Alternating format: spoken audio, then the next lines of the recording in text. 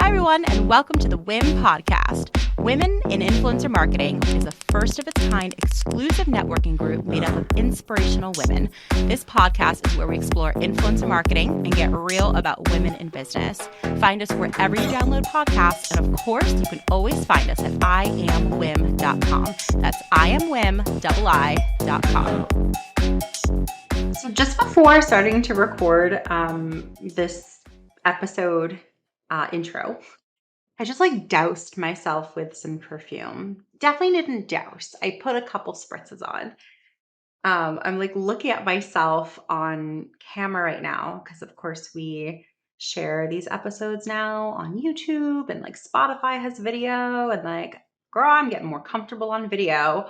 But what the hell does it have to do with perfume? It's a really good question. What the hell does that have to do with perfume? I don't know. Does anyone else have other senses that just make you feel more confident or make you feel, I don't know, make you feel good? So I just spritzed myself with some perfume and I'm ready to go. Anyways, we had a housewarming party / birthday party for Paul. And so we had 13 people over the new house, which is the most we've had probably ever, nonetheless, at the new house. And hosting is freaking hard. That's a whole other story. But what came up in conversation at our get together was that the right savings time, whatever the hell it is the one that I like. The one that I like is the one that's happening. She's like, what are you talking about? I'm rambling. Basically, I was like, oh, it's so beautiful. My God, it gets dark at 8 o'clock an hour later, and it's not even summer. It's mid-May. And my sister-in-law was like, yeah, isn't that nice that it's going to be like that forever and it won't change? And I was like, that's the right one, y'all. I'm just excited about that, and I just wanted to share. This is 2-3 months late. It's okay. It's happening. Anyways, this week, you were legitimately in for such a treat. Number one, I apologize for last week. I know the audio quality sucked the big one. Transparently, I'm in the process of getting a new podcast editor, and things have been a little wonky over here in terms of the podcast. So really apologetic. I genuinely do appreciate a couple of you that reached out and were like, hey, love the podcast. I just want to let you know the audio was a little wonky last week. And I was like, thank you. Thank you for telling me that. I did know about it. But anyways, I felt there was this idea of oh God, are you going to appreciate that I'm telling you this? Or are you going to think it's obnoxious? And I was like, no, if there's anything ever wrong with the website, the podcast, the Facebook group, the Slack, whatever, please tell me. Please tell me. If I have a booger on my face, don't let me walk around with a booger on my face for the whole day. A friend would not let you walk around with a booger on your face or your website out of whack. I'm just saying.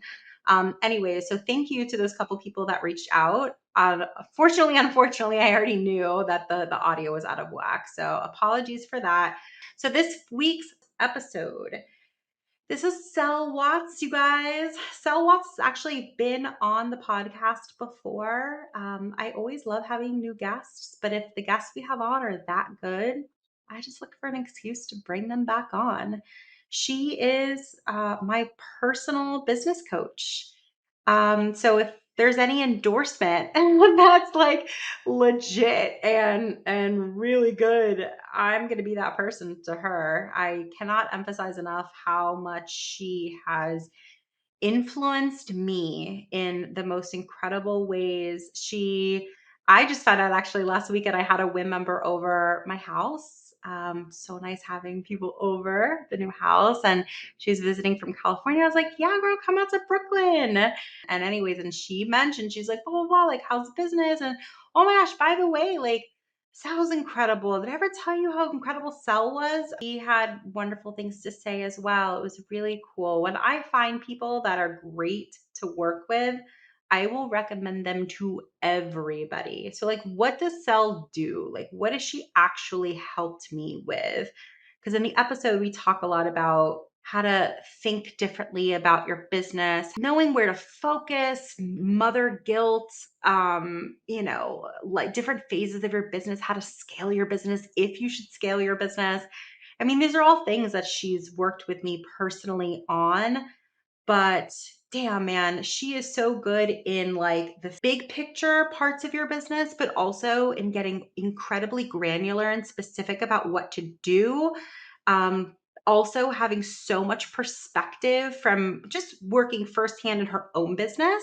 And then, of course, coaching and working with so many other types of businesses. She's so articulate, she's so direct. I feel so connected to her, and she just gives me the perfect amount of a kick in the ass. It's the perfect amount that it doesn't really feel like they kick in the ass, or maybe I just like a kick in the ass. I kind of like a kick in the ass, if I'm being honest. Like I'm like, no, tell me what's wrong. Like, tell me what I need to do. I love self discovery, self improvement, growth, all of those things I genuinely enjoy. So Sel is my woman. Again, if you have not subscribed to the show, the podcast, please do. We're on Spotify, Apple Podcasts, YouTube, like anywhere you get your podcasts. If you haven't checked out WIM, the membership yet, please do. You'll thank yourself later. It's really the membership that you wish you knew about sooner. So if you enjoy this conversation, we infuse a bit about women in business and what it is to be a founder, a CEO, an employee who wants to grow. We also, of course, talk all about influencer marketing. So just check it out. It's iamwim.com. We've got everything in the show notes of this episode, more information. I'm excited for you to learn about Sel, and let's get into it.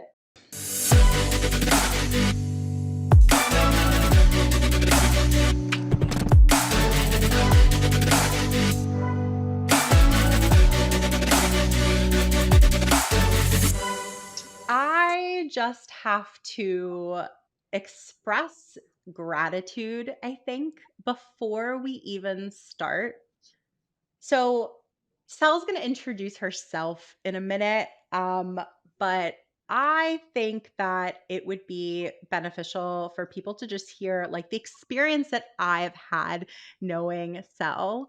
So, Sel was like instrumental in a huge professional shift in my life, and she simply did that by like I felt like giving me the tools that I needed to be better in business, and like she just supported me so much and still does and continues to this day. You're like someone that I hugely respect, admire, um, and I'm just excited to like share you with everybody today and have everyone sort of hear more about you. And we're going to talk about all sorts of stuff today. So, first, I wanted to just thank you and welcome you today. How are you? Thank you, Jessy. Well, I am so grateful to have been able to work with you for like, I don't know, it's been three years now, maybe. Yeah. And so privileged. You have inspired me. So and to be invited to come onto your podcast is like very humbling. So I greatly appreciate it. I'm excited to have you here again because you were on a while back, but um, I've been like, since we are now having our members tune in, ask questions, I've been a little bit more, I don't know, I'm like, all right, like who would I want to invite now that we're doing this format so that our members can like specifically ask questions, and who can our members learn best from? And you were definitely one of the top people that I thought of. So I appreciate you taking me up on my offer. Before we like get into I've got so many questions and just like the conversation that we're going to have.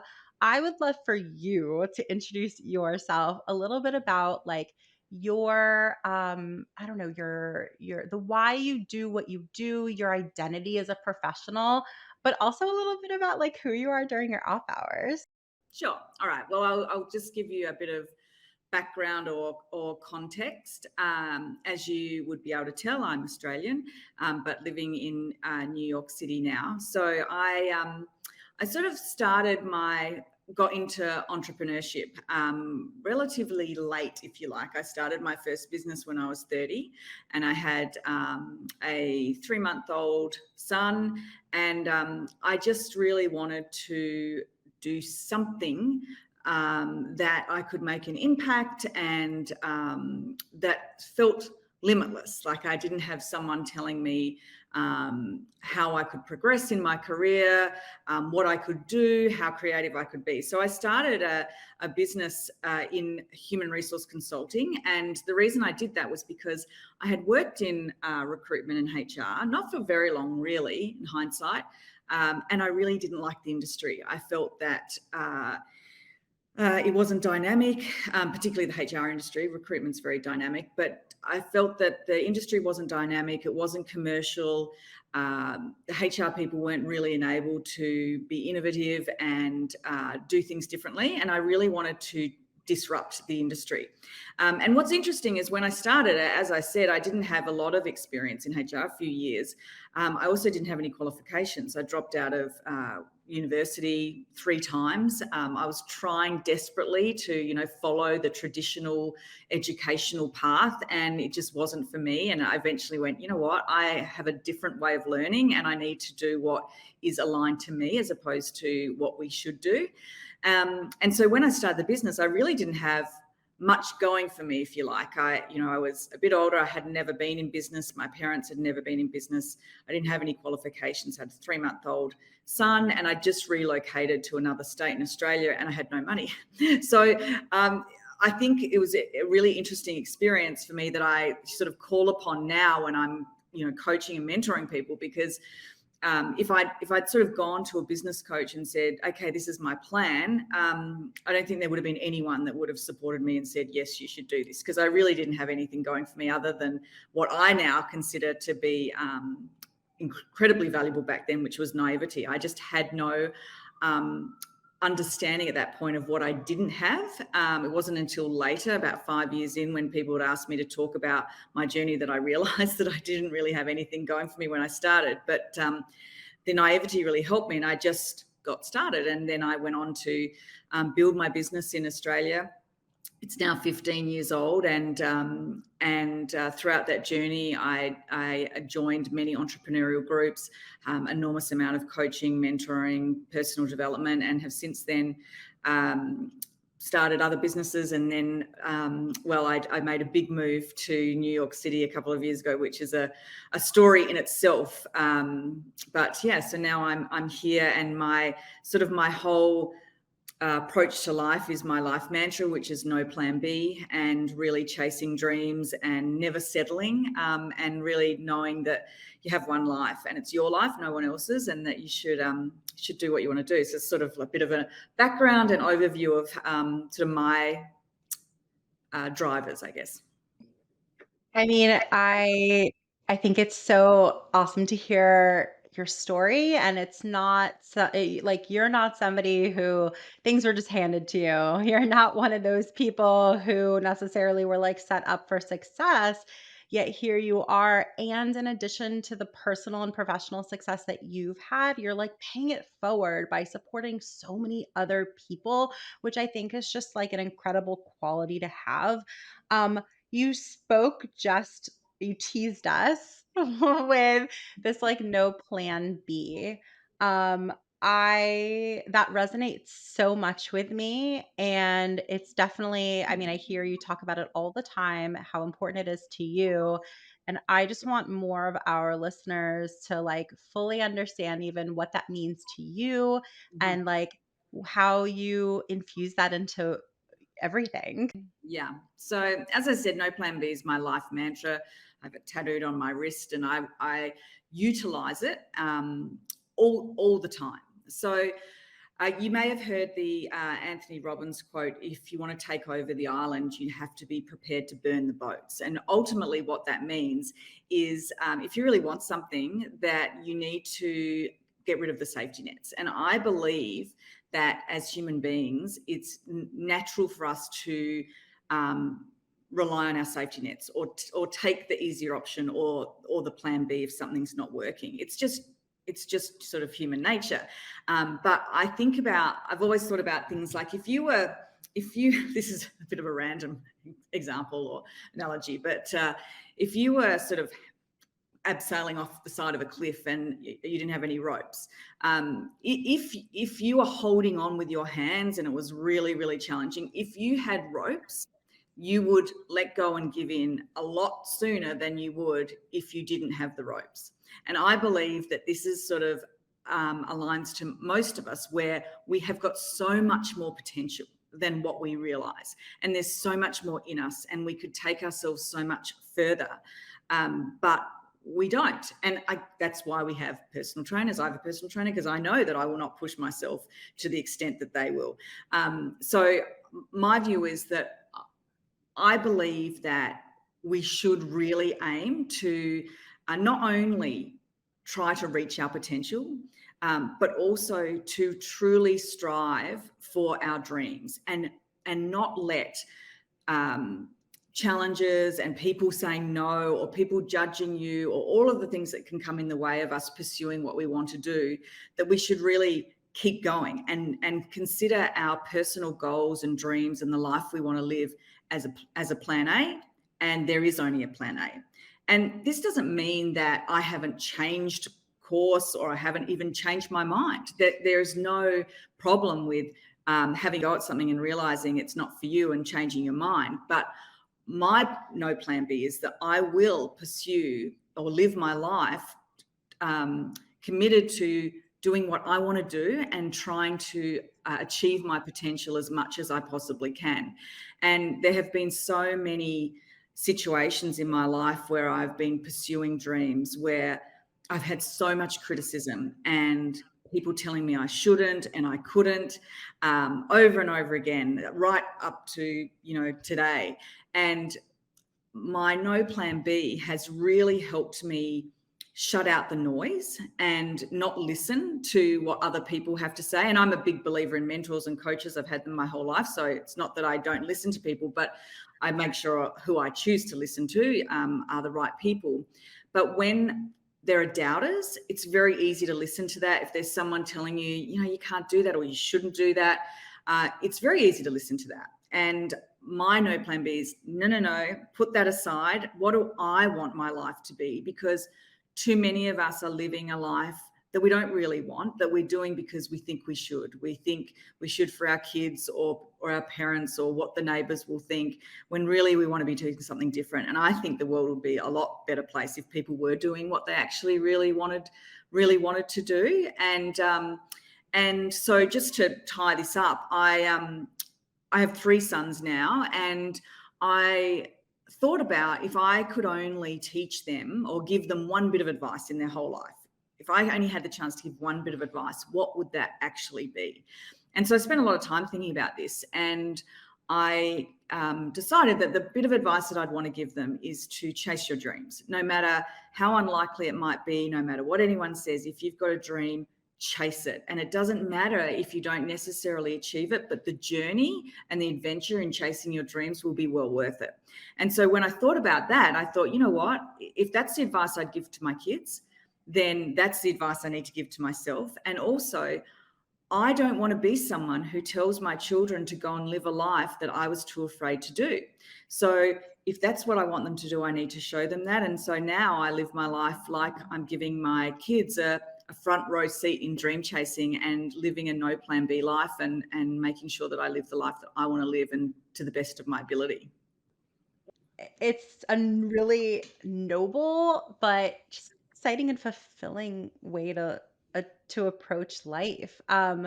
Exciting, fulfilling, like those are the words I think that come to mind the most. And I love that you also you like bring it back to your kids, because I mean, we're a women's focused organization, right? And so many women struggle with, but if I really go after everything that I want, how could I possibly do that with kids? How could I possibly do that with a kid, nonetheless kids? And you have 3 of your own. And like you mentioned, like, originally Australian, moved to New York, like, it seems as if like you are really truly living a life that you want, one necessarily that I'm sure there are people, I can imagine there are people who have said like you shouldn't, you like all the things. And I guess my question for you in that is, what would you tell anyone listening right now who is even just trying to start at the beginning, where it's like, how do I really even truly identify what my best and fullest life looks like? Like, where would you tell them to start to figure that out? Yeah, yeah. So, firstly, I will say I have endured so much criticism over the years, enormous amounts from when I started the business and as I was growing it and having the children. Um, I started sort of expanding the business across Australia. So I was always traveling, and I would have people saying to me all the time, what about your kids? And I remember having I have a mentor who similar age to me, and he had 3 kids, and he was expanding his business, which was a million times bigger than mine, and he had locations all over the place, and he was traveling every week. And I said to him, like, what do you say to people when they say to you, what about your kids when you're traveling? And he said, what do you mean? I said, when they say like, you're away from your kids, like, what about them? Are you thinking about them? He said, I've never, ever been asked that. And I said, I get asked that 3 to 4 times a week. As a woman, me pursuing my dreams was seen to be and is seen to be, selfish, and that I'm not being a good mother, and I'm not fulfilling my responsibilities. And even when I moved the children to New York, and they got here 6 weeks before COVID hit, and so we were here throughout that time, and everyone was writing to me saying, you're really selfish, you need to come home, it's dangerous, you shouldn't be doing this.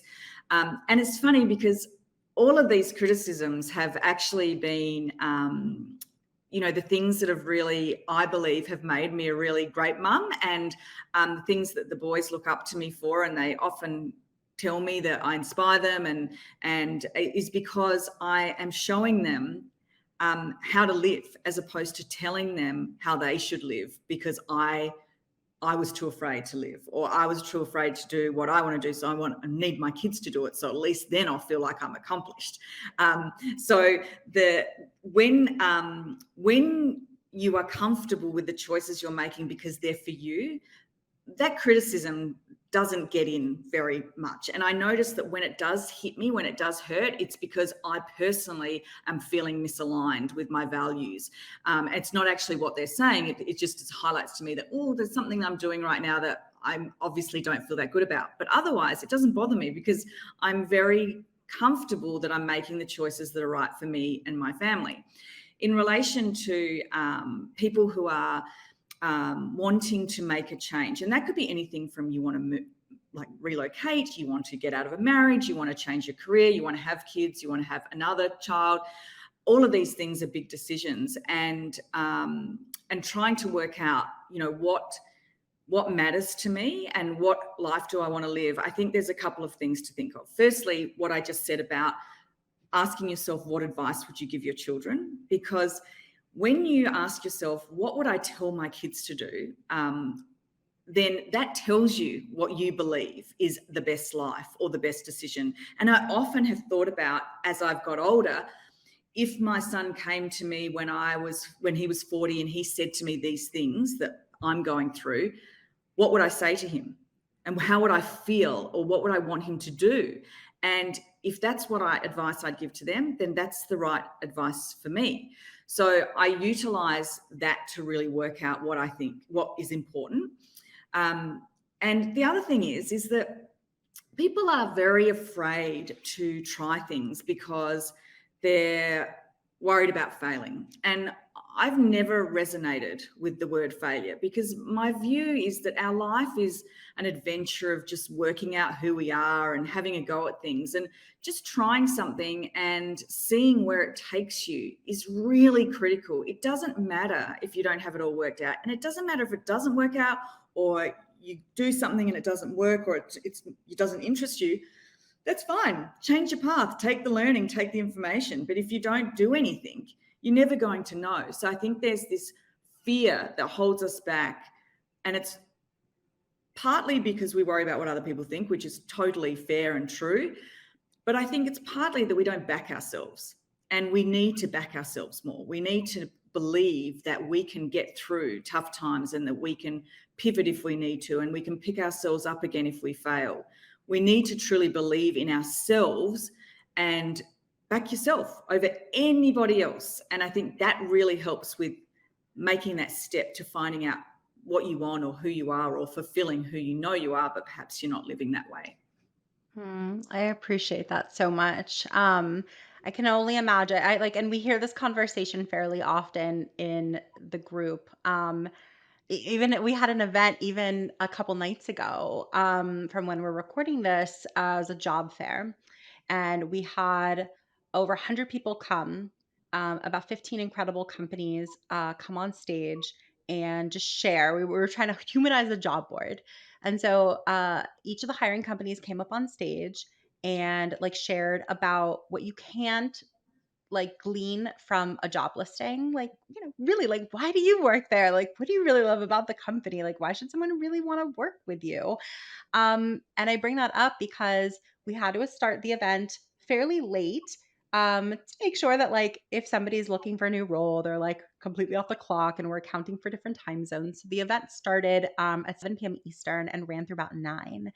And we had, breakout sessions and all this stuff. But like as the evening went on, some people had to drop because they had kids. And, and there was, I don't know, I felt something shift a little bit. And, given the fact that like influencer marketing and so many other industries are just like incredibly time intensive, you're working round the clock, different time zones, like you feel like you're working 24/7, trying to balance a million things, plus having kids, plus like all the obligations that you just have. Sometimes the advice that you get from others, like it can feel like from a loving place, some of the people it is genuinely from a loving place. So I guess my question is like, how do you know what, like, how do you sift through what to take in and what to leave in terms of the advice and the, the generosity that people are just throwing at you? Yeah, totally. Yeah, I mean, like it is an absolute juggle. And I think it's so important to decide on your own, in your own space, what what being a mother means to you. What do you think's really important? Not what everyone else thinks, not what the other mums are doing, but what matters to you based on your life and your experiences. So for example, I know, like I have like everyone, a very busy life. I'm a single mother with 3 sons. I've come to New York to expand my businesses, and it's a lot. And I know based on sort of my childhood. So I had a really difficult, unsafe childhood, and which wasn't positive at all. And I look at my kids and I think, wow, they're so privileged, and they probably need a bit of adversity, so that the world's not so tough for them when they get older. But to me, because I had an unsafe childhood and unhappy childhood, the fact that my boys are loved, fed, clothed, have a good life, they're fine. They don't need me to be baking cupcakes for their birthday at school. Like mums love to do that. I'm terrible at that. I'm not domestic at all. I've never done that. They know that if they really need something, I'll go and buy something for them to take. But there are certain things I just don't do, because in the scheme of my life, I have classified what's really important, and quality time is more important than quantity. And certain things are just not worth my time, as opposed to other things that I want to do for them or do for our family.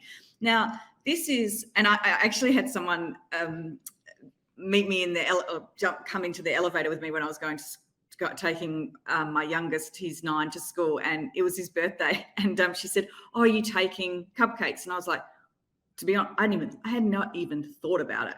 And I was like, oh gosh, no, I choose your battles. Like, with 3 sons and doing everything I'm doing, like, and the thing is that if my son, that was really important to him, obviously that would be important, but it didn't matter to him. And I think a lot of the times that mums are doing things because of what it shows to other mums. And I set my rules a long time ago around what matters, and obviously that changes as the boys are getting older. My eldest is about to turn 15, so his needs of me are changing too. So I just think it's so important to spend time on your own with a journal and write down, like, what matters to you. And I think how you were brought up will help with that. Whether you had a really great childhood, what was it that your parents did that really has made a difference to you, or what was missing that you now realize is really valuable? And write your own rule book. It is your life. And once you know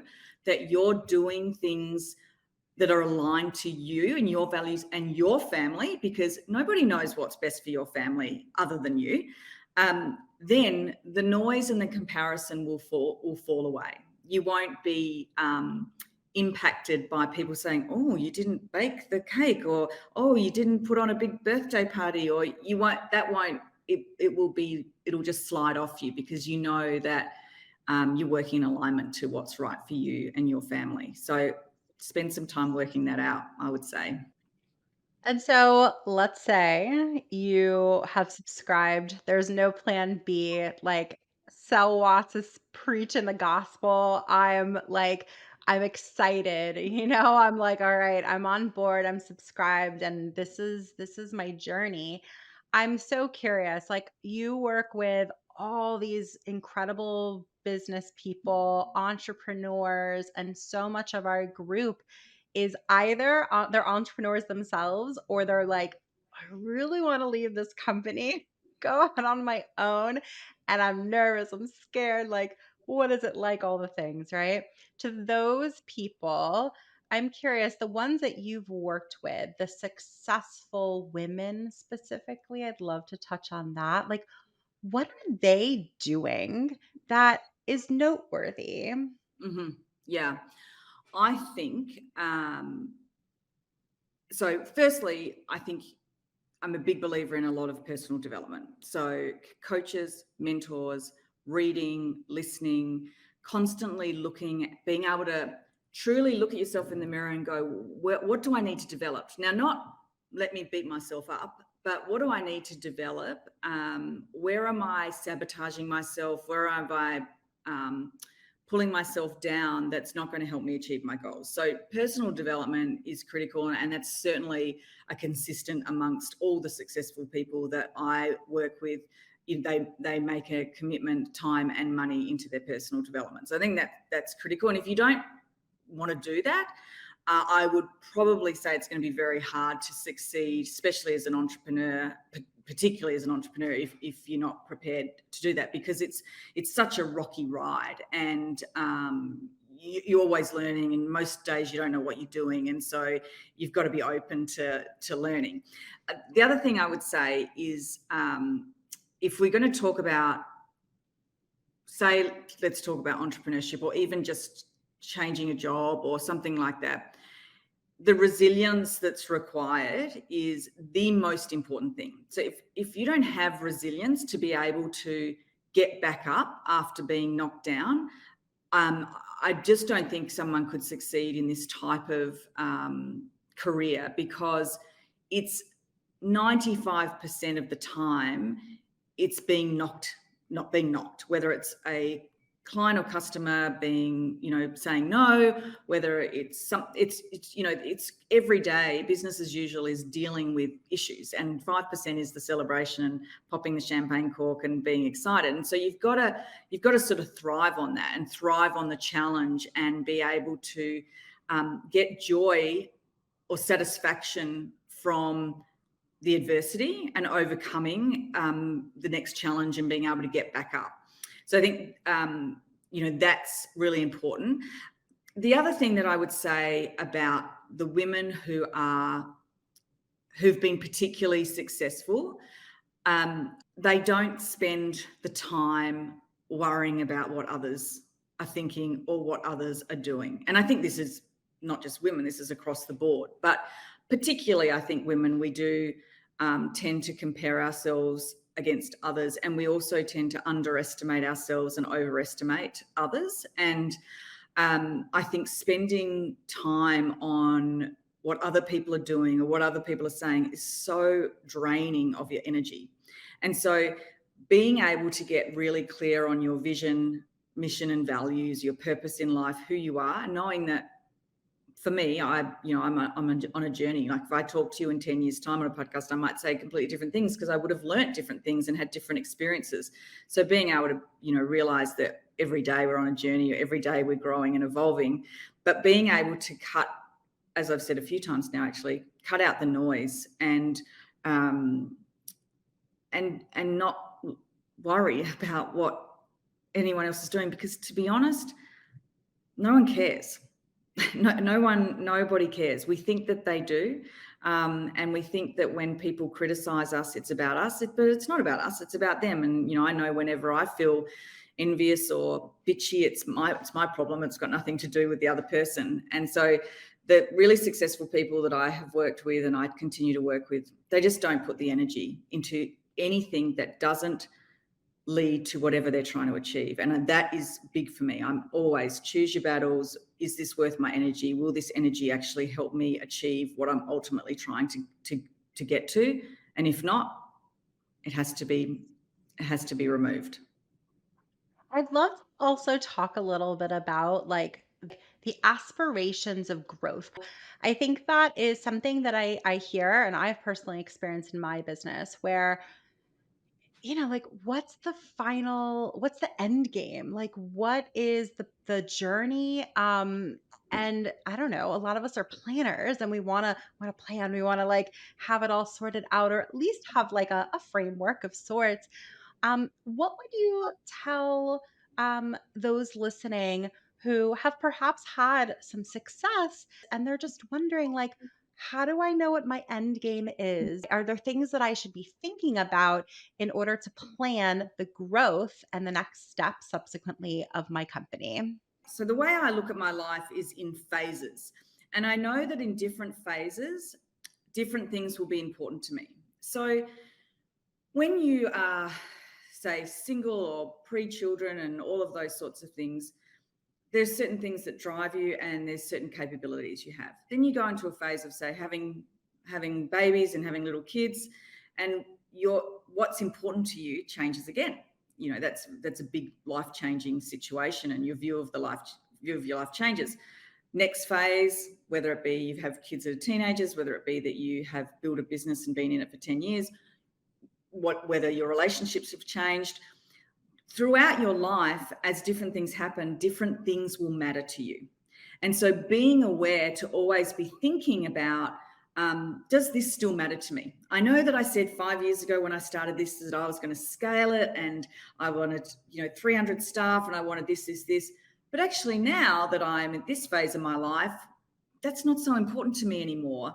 I'd actually like to be able to spend more of my time doing philanthropic things. So I'd be happy with a smaller business so I could spend time doing that, for example. So constantly checking in and making sure that you're not pursuing a goal or a business plan that was set with good intentions, but is now being run by ego. And I don't mean ego as in how good am I? Ego as in, well, if I don't make it to 300 staff, I failed. Or if I don't get to become a big company, then I really won't be considered successful. Or I said that I would, and so I better do it. Whatever those things are, always check in with your ego at any one time, because different stages of your life will mean that you want different things. So that's one thing to think about. I would also spend time when you're doing your business planning thinking about, what do I really want? How do I really want to be living? Because I think that we do tend to make decisions, especially in the business world, and I see this all the time, where people are trying to achieve or have certain goals that are really just about what everyone else is saying they're trying to do, or whatever everyone else is talking about. So, we went through, well, we still go through a phase where everyone wants investment, and that's not necessarily the right path for everybody. And it doesn't mean that if you're not getting funded that you don't have a successful business. In fact, in my view, if you can bootstrap a business and make it successful, then isn't that more of an achievement? But it depends on the type of business you're in too. So I think you've got to think about, what is it that you really want to be doing in your life. And for example, so I used to think that, I wanted lots and lots of staff, and I don't like working with lots and lots of staff. I'm a really good inspirational leader, but I'm a terrible manager, and I don't want a heap of people reporting to me because I can't really give them what I know that they need. And I thought that I wanted that because I thought that that was success, until I realized that success is me being able to do what I'm really good at and what I really enjoy. And so that was once I learned what that actually meant, I got rid of that plan. So I think that, really delving into success is based on you being ultimately happy and enjoying what you're doing. And so when you're looking at your business, think about, what do you want to be doing? And actually, here's an interesting situation. I was talking to this mentor that I talked about before. This was probably, I don't know, 8 years ago. And I was talking to him about scaling one of my businesses. And I said to him, I have to scale this business, I have to scale it. And he said to me, well, okay, let's just look at what the job description is for you if you choose to scale this business as per how we're talking about it. And he sort of outlined what the job would be. And he said, would you ever apply for that job? And I said, no way. Like, it's all training people and writing processes and, getting it. That's how you scale with people in a consulting firm. And I was like, I would never apply for that job. And he said, you don't actually want to scale this business like that. You think you should, and you think that that's what success is, but you don't want that job. So that's not what you really want. And it was a very eye-opening conversation, because I had to adjust my ego. I had to adjust all of these things to go, wow, like I was prepared to pursue a goal and a dream that I would have hated doing every single day. That's pretty scary. And I'm sure I wouldn't have succeeded, because how do you succeed when you're doing things every day that you don't like doing? So I don't know, Jessy, I may have just babbled on a bit, but I'm hoping there's something in there that might help people in relation to the question you just asked me. No, it's like literally I've had the same exact revelation myself. So I definitely resonate with what you're saying. And here's what resonated with me. It's a lot of the ego stuff. And it's like I hope that it's okay to admit, because I don't know. I actually don't care if it's okay to admit. Like, I'm just admitting it. Like, I'm somebody who, like, I'm a very aspirational person. I want to achieve a lot in my life. And if I step back and just really do some self-reflection at sometimes, yeah, absolutely. Sometimes it is my ego coming through. And like, it is what it is. I don't think it's neither good nor bad. But to your point, it's like, is that getting in the way of something? Yeah. And I happen to have had a very similar revelation. Like, had an agency with like all these, like 12 people, and we grew it, and everybody wanted to grow, grow, grow. And like, it's like, if I stopped and think, two things came to mind. One, I happen to be similar to you. I am a terrible manager. It's certainly not something that I enjoy, and I'm so much happier personally, either like outsourcing it or having somebody else manage that piece of my business. Great. And if that's the case, it's going to be really hard to scale any, a whole business with all these people. But then, of course, that leads you to think, like, is that the goal? Like, is that, and I'm like, why? Why? Like, Yeah. just asking the operative question, why am I working so hard to achieve that? My story personally is it was somebody else's goal. And it was a really difficult decision to raise my hand and say, it's not my goal, that's yours, and I'm not going to stand for something that I'm not for. And I'm certainly not going to put all of my energy into it, and I don't do anything that takes like 10% of my energy. Like I only do things that take like 200% of my energy and nothing less. So I love what you were saying. I happen to have had a similar experience, and I think it's okay. Like, you know what I would love to see? Like I would love to see more women admit things that you don't hear all that often. Um I think that it's a really powerful message to have us just be a little bit more honest, like have us be a little bit more candid. And I appreciate you saying, like, my ego is getting in the way sometimes. I think that most people can relate to that in some way, shape, or form. I'd love to hear from you. Like, since I appreciate one of the many things I appreciate about you so much, you're such a straight shooter, very honest, candid.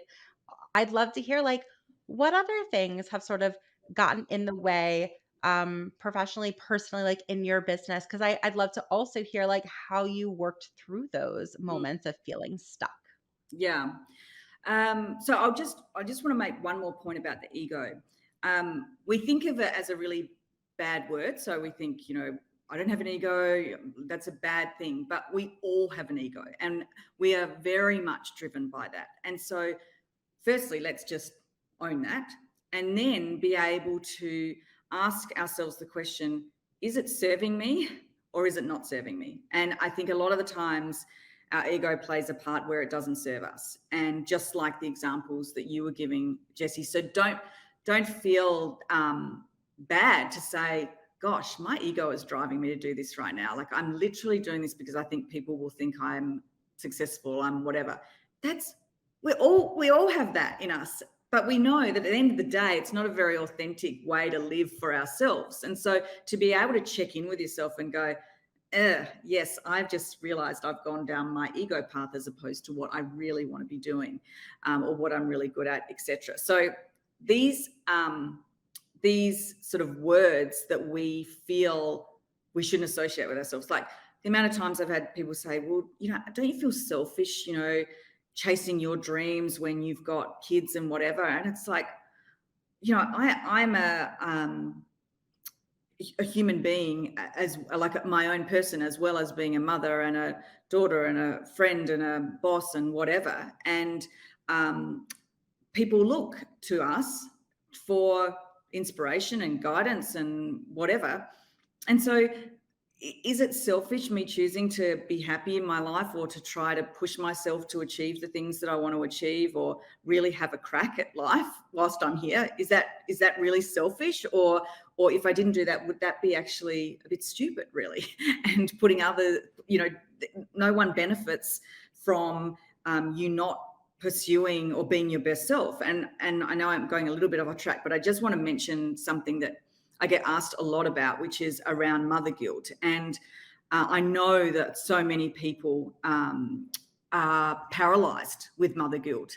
And I just want to say about that, if there is anyone listening that feels that they have this mother guilt, is that you and your children don't get any value whatsoever from you feeling guilty. It adds nothing. It was more likely will take away from both you and your children. So there is no benefit, value, anything in feeling guilty. You make your choices, and not all of them will be right, and you learn from them. And there's lots of things I do as a mum and I go, oh my gosh, that was bad. But, I apologize, I learn, I move on. There's no room for guilt.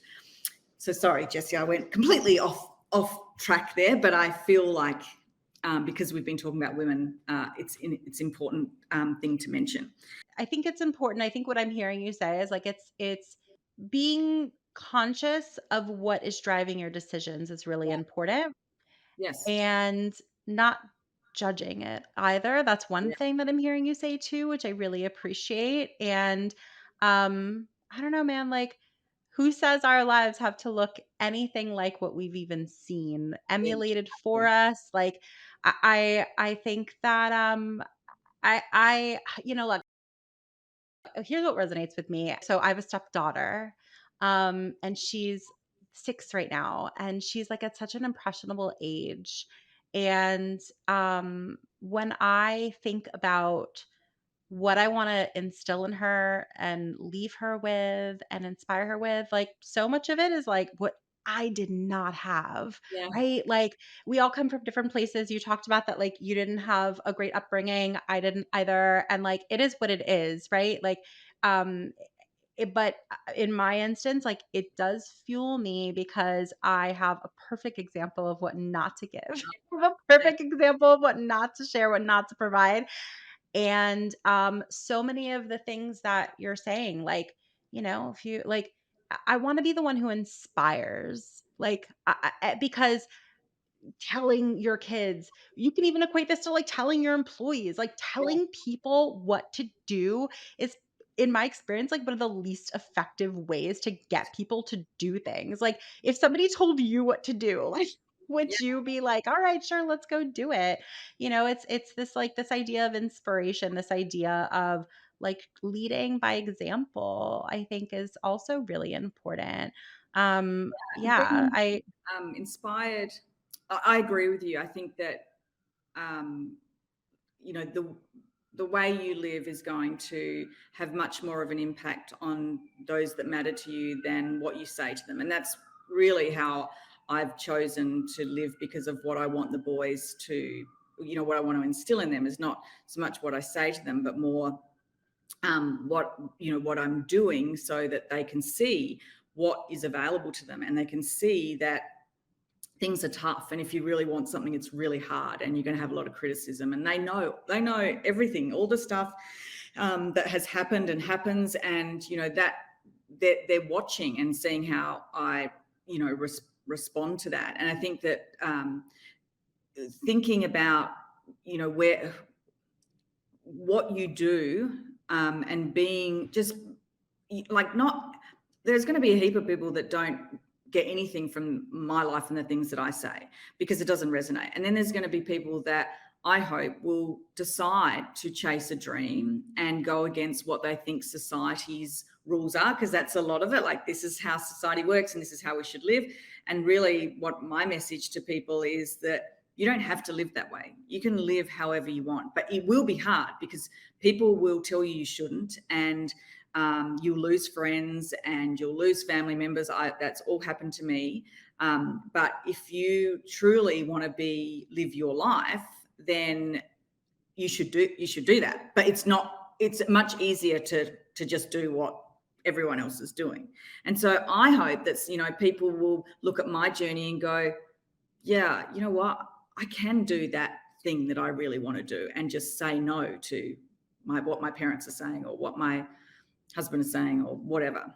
I think So here's totally. And, but 2 things. One, I love that like you're certainly not doing it for everybody else. Like the core of it is that you're just doing it for yourself and what you believe is right. If the byproduct of that is that people are inspired by it, then so be it. And that's fantastic. But I also appreciate about you that you are somebody who, sure, you talk a lot about dreams, you talk about like no plan B and only a plan A and all these things, but you're also like a very practical person who is like giving people like advice, like do this, do that, think this. Like you're a very tactical person as well. And so for anyone tuning in and they are wondering, like how to like what they could get in touch with you about in terms of like how you work with businesses, what are some of the ways in which you've historically like helped businesses succeed? Yeah. So, in relation to helping businesses, my consulting firm focuses specifically on staff. So, how to engage and increase performance. And we have a very commercial sort of approach, in the sense of, um, how do we make sure that we're building sustainable businesses, so that we can employ people and we can provide the benefits we need to, but ensuring people are actually contributing, and how do we make the best out of people. So if you're looking at how do I create a workplace that is effective and happy and all of those things, that's what my company does. And that's absolutely can help in all of those areas.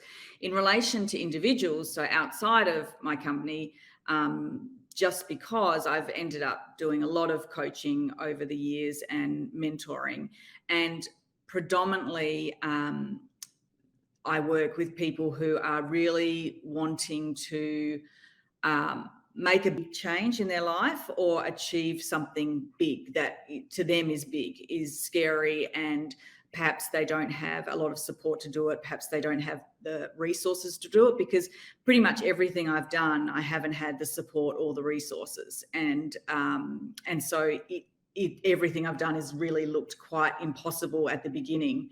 And then, the steps. And as you say, I'm very practical. Like I have this overarching sort of way I theme of my life, which is no plan B and chase dreams.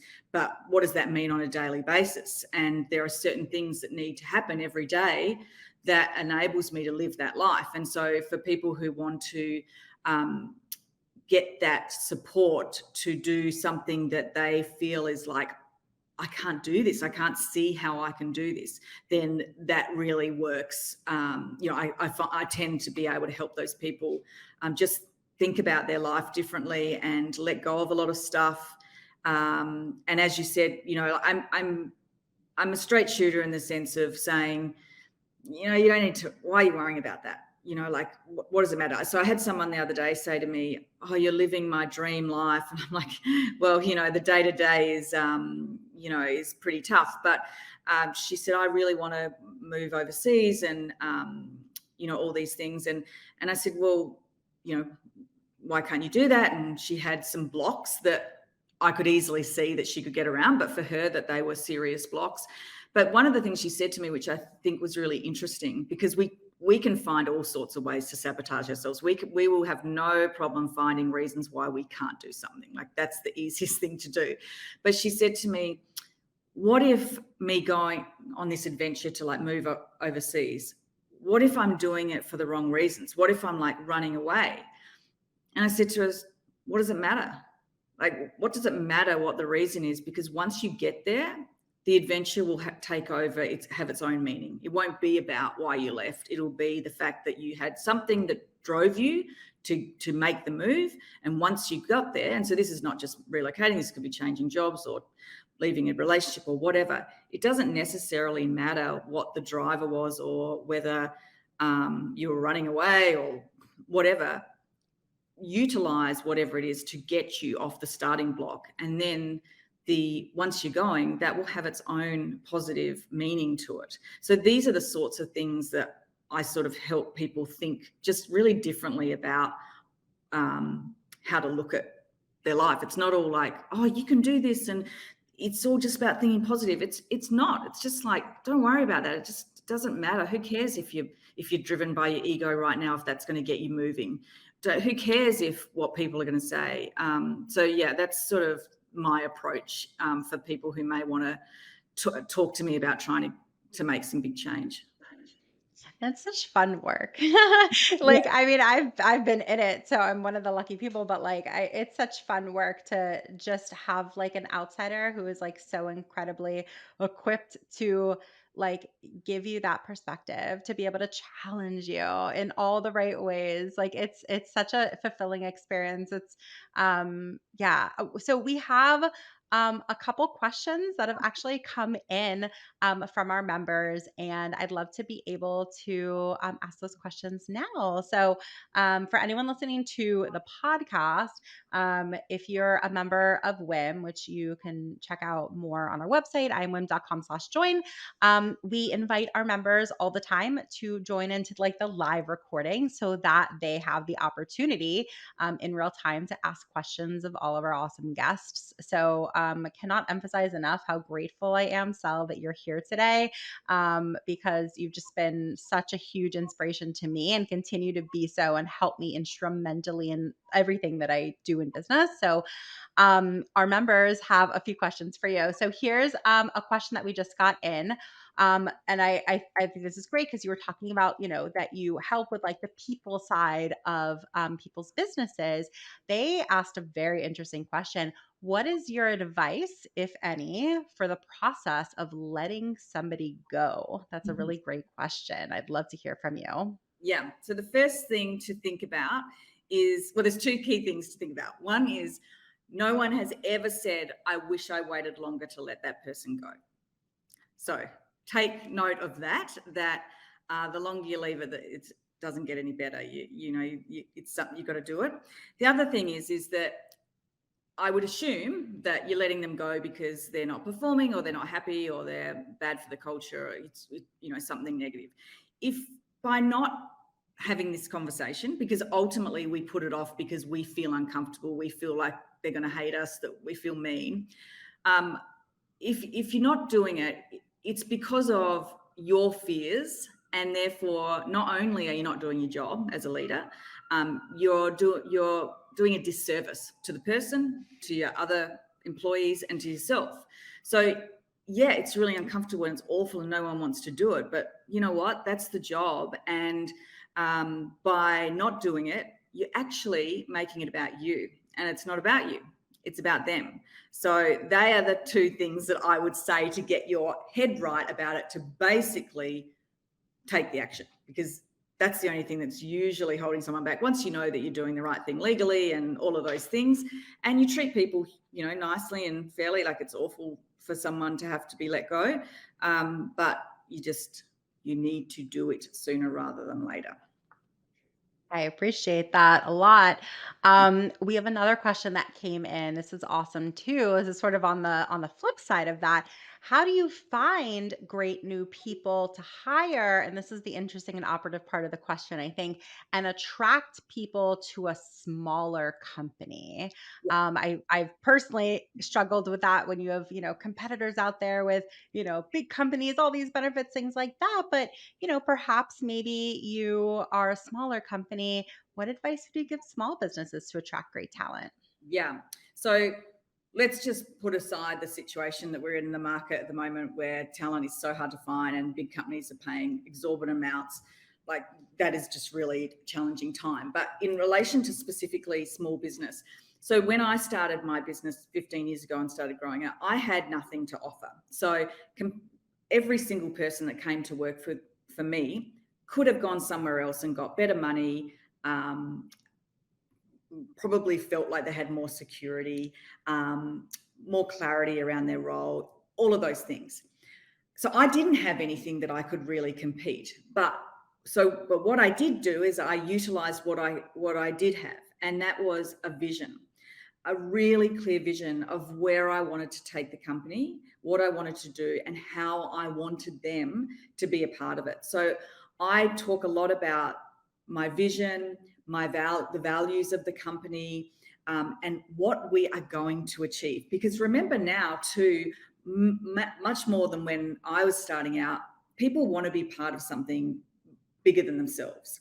And so if you can explain and sell to them the experience they're going to have, that they're going to be engaged in whatever your dream is, sell your dream, talk about your vision and your dream. You will be surprised by how much people are really looking for that. And I'm sure if you're a small business, you would have dreams and vision and inspiration around what you're wanting to do. So talk about that. Like, that is the key, and it's worked for me consistently right through to still today.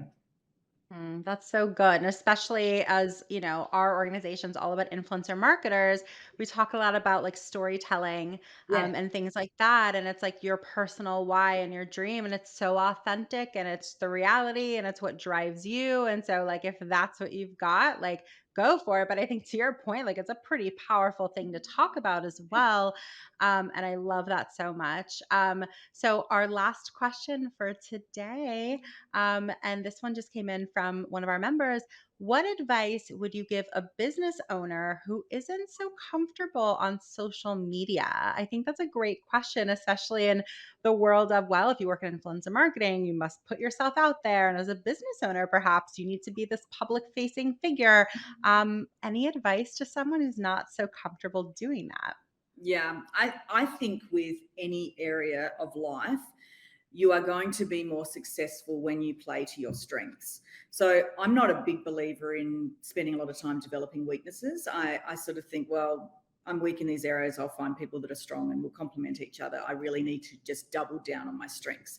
So I get that it can feel like I have to be doing this thing. I have to be on social. I have to be having my own podcast or whatever. But ultimately, if you don't like it and you're not good at it, you won't be consistent. And consistency is ultimately the key in business and really success in any area of life. It's not even about how good you are or the effort. It's really the consistency and the ability to stick with something.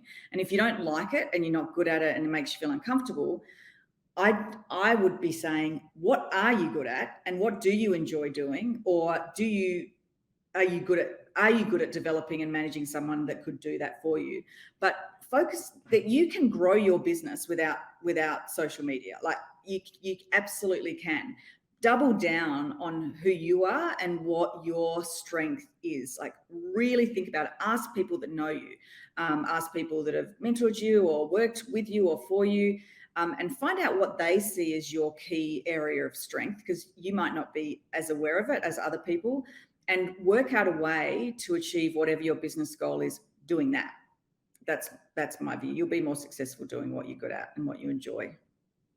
And talk about like the pressures of other people. I can only imagine so many folks who are small business owners or just business owners in general who work in social media just feel so much pressure. They're like, well, I work in social media. Of course, I need to be on there in this public. I need to look like an influencer, Yeah. right? And it's like, but are you an influencer? No. Because like if the answer is no, why are you trying? Like, so I appreciate that answer so much. So I am so grateful to have you join us today. Kristen in the audience just said gems, gems That's so cool. that you're dropping. So I so appreciate our members who are, of course, tuning in live, asking questions of all the guests that we bring on. And so good questions that came in today.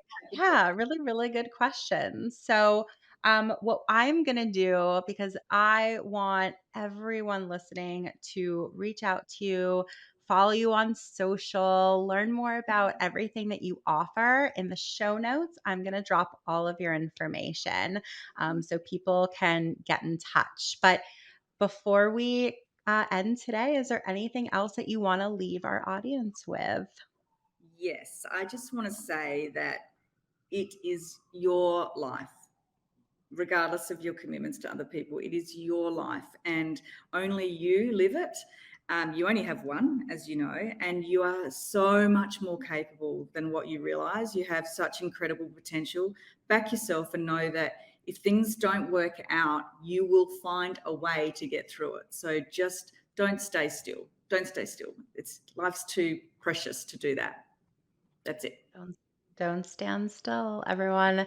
Sel, such a pleasure. Thank you so much for tuning in, everyone, and we will see you next week. Bye, everyone. If you enjoyed this episode, we gotta have you back. Check out our website for more ways to get involved, including all the information you need about joining our collective. You can check out all the information at iamwim.com. Leave us a review, a rating, but the most important thing that we can ask you to do is to share this podcast. Thanks for listening.